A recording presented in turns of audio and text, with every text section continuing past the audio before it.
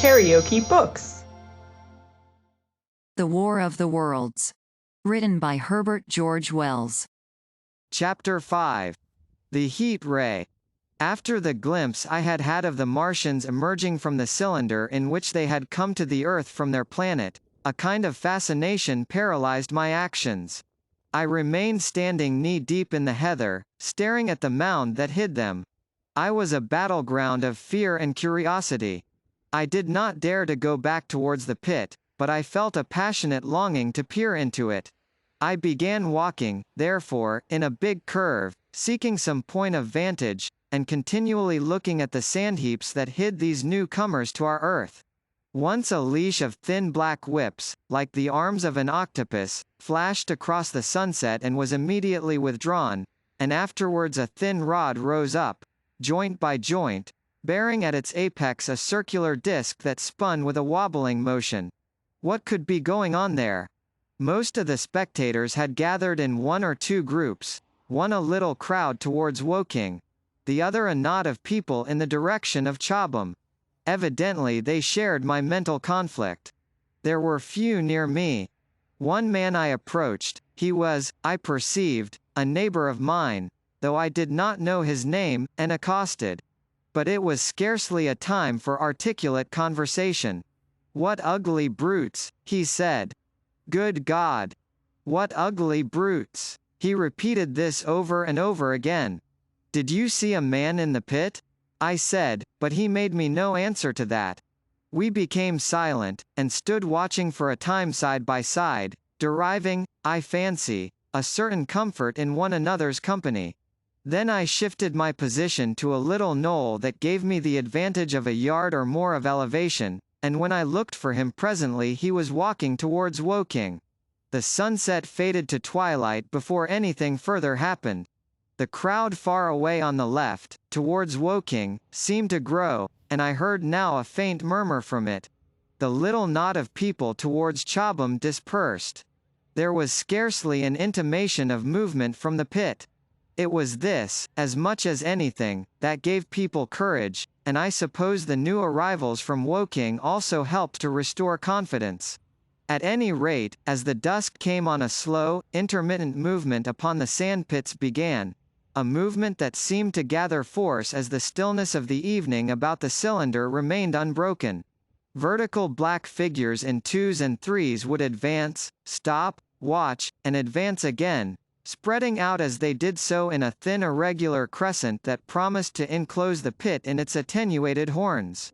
I, too, on my side began to move towards the pit. Then I saw some cabmen and others had walked boldly into the sandpits, and heard the clatter of hoofs and the grid of wheels. I saw a lad trundling off the barrow of apples. And then, within 30 yards of the pit, advancing from the direction of Horsell, I noted a little black knot of men, the foremost of whom was waving a white flag. This was the deputation. There had been a hasty consultation, and, since the Martians were evidently, in spite of their repulsive forms, intelligent creatures, it had been resolved to show them, by approaching them with signals, that we, too, were intelligent.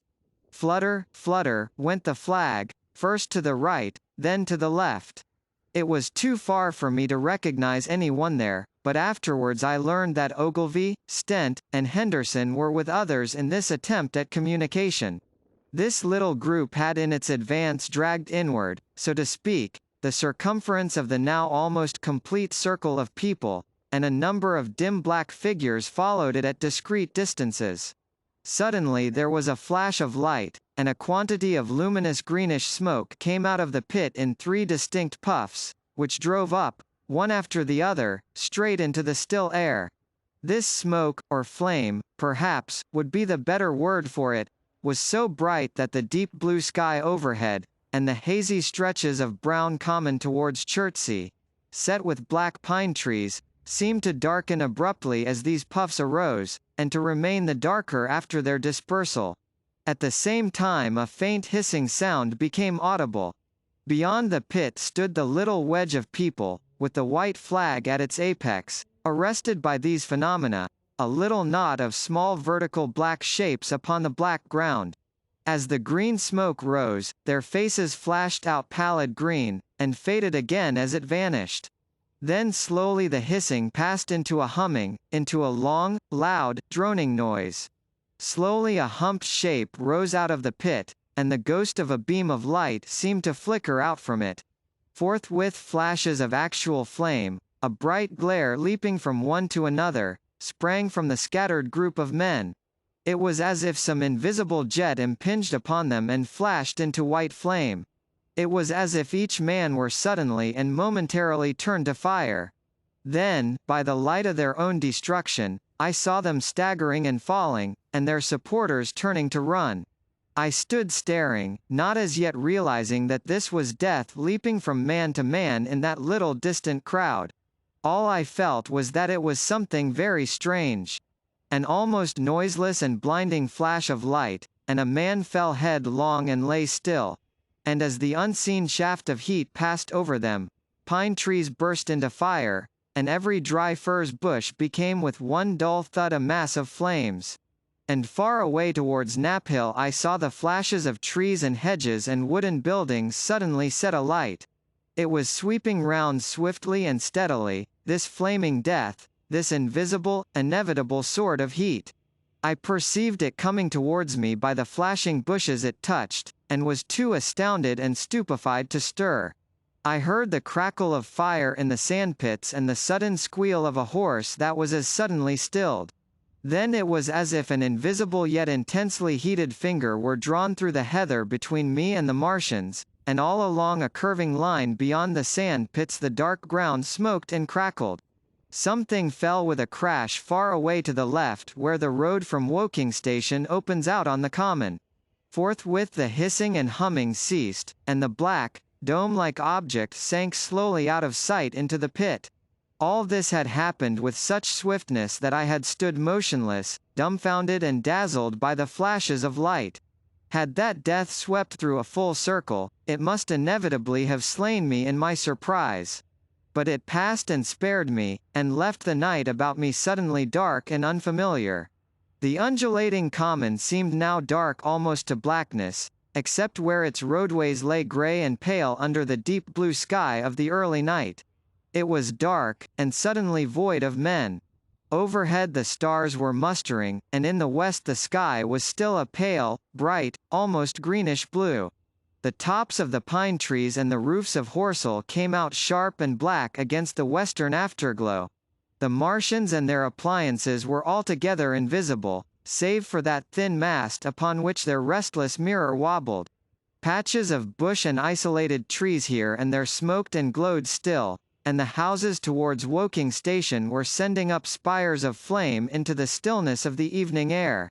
Nothing was changed save for that and a terrible astonishment.